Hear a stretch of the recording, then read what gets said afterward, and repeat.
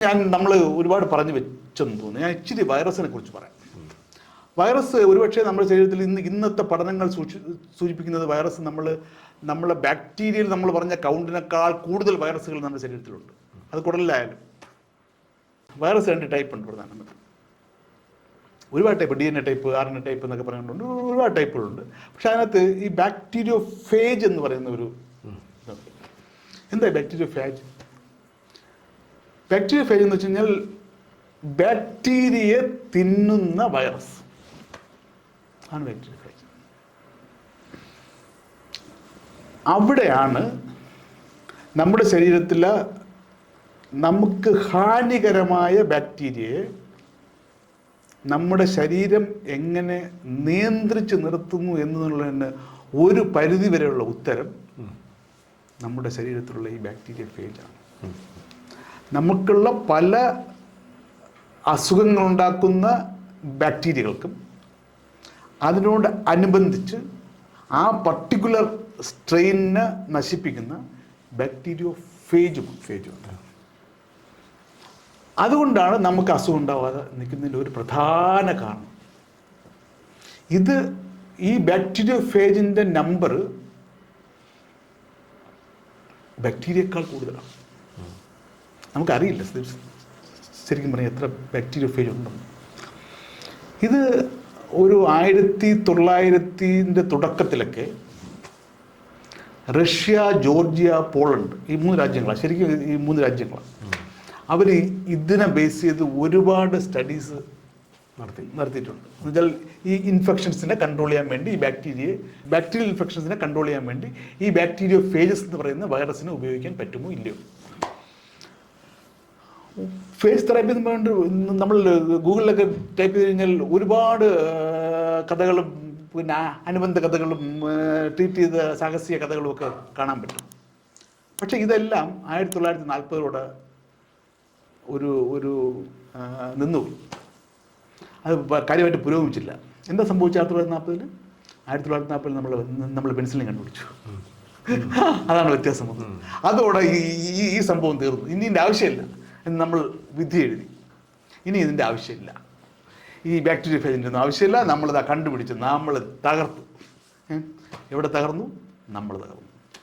ഇന്ന് antibiotic resistance കൊണ്ട് ലോകത്ത് മരിക്കുന്ന ആൾക്കാരുടെ എണ്ണം ഓരോ വർഷവും 1.2 മില്യണാണ്. നമുക്ക് ഉത്തരമില്ല. അതുകൊണ്ട് ലോകത്തിൻ്റെ പല ഭാഗത്തും ഈ ഫേസ് തെറാപ്പി തല പൊക്കിയിട്ടുണ്ട്. കാര്യമായിട്ടൊന്നും സംഭവിച്ചിട്ടില്ല.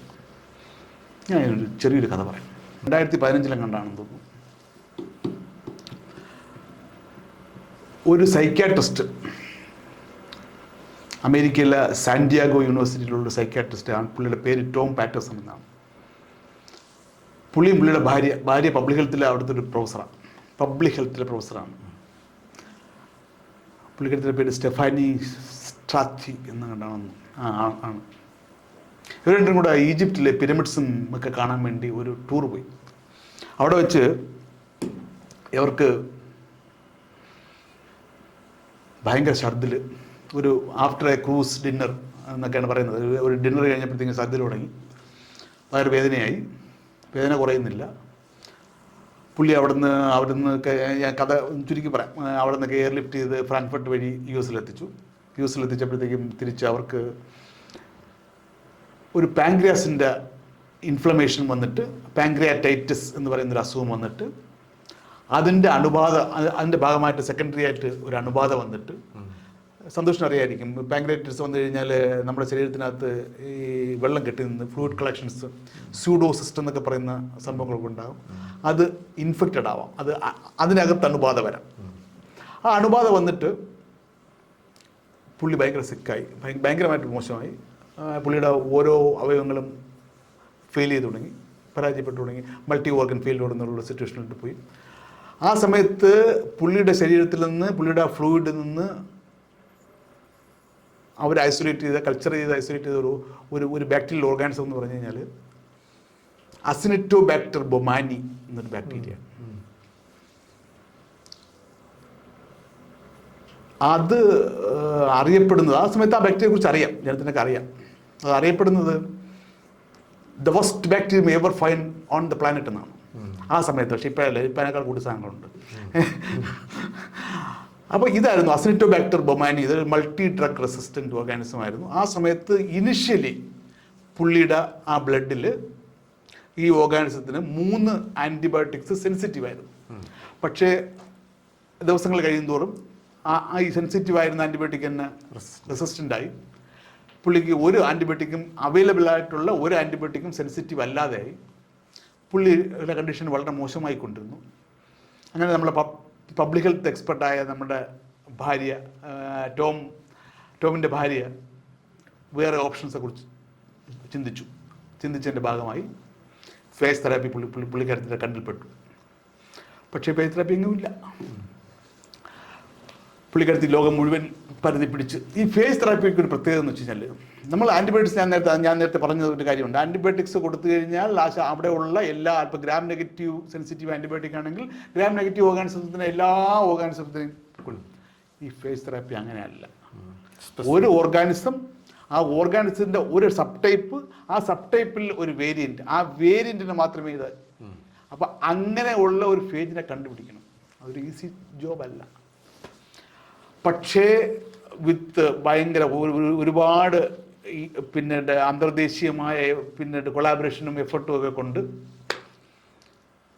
സ്റ്റെഫാനിക്ക് ഇതിനകത്തായിട്ടൊരു ഫേജിനെ കണ്ടുപിടിക്കാൻ പറ്റി. അത് വെച്ച് ചികിത്സിക്കാൻ പറ്റി. എന്ന് മാത്രമല്ല, ആ ഫേജ് ഈ ചികിത്സയ്ക്കിടയ്ക്ക് വീണ്ടും റെസിസ്റ്റൻ്റായി. എന്നിട്ട് പോലും വേറെ ഫേജിനെ കണ്ടുപിടിക്കാൻ പറ്റി, ചികിത്സിക്കാൻ പറ്റി. അതൊരു ഓൾ ടൈം ഹിറ്റായിരുന്നു. He was saved. ഫേസ് തെറാപ്പിയിൽ ഒരു മോഡേൺ ഇറയിൽ ഒരു മൈൽ സ്റ്റോൺ.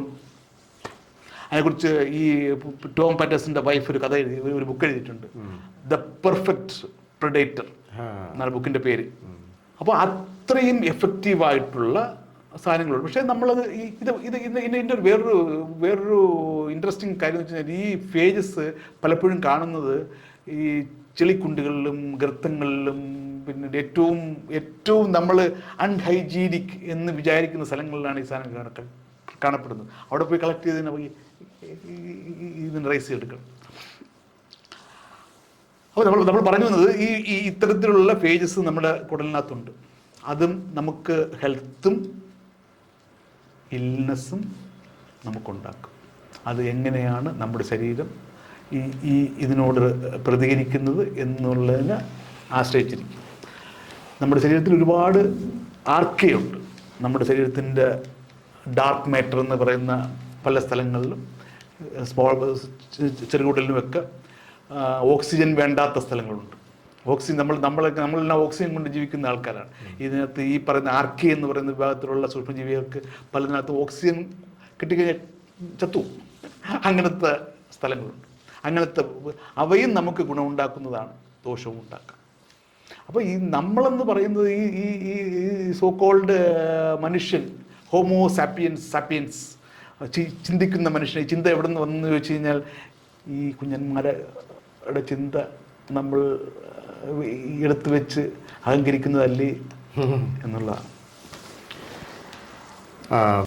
നമ്മുടെ ശരീരത്തിലുള്ള സൂക്ഷ്മജീവികളെക്കുറിച്ചുള്ള ഒരു വിശദീകരണമാണ് ഇപ്പോൾ കഴിഞ്ഞത്. വളരെ മിസ്റ്റീരിയസ് ആയിട്ടുള്ള ഒരു ലോകമാണ് ഈ സൂക്ഷ്മജീവികളുടെ.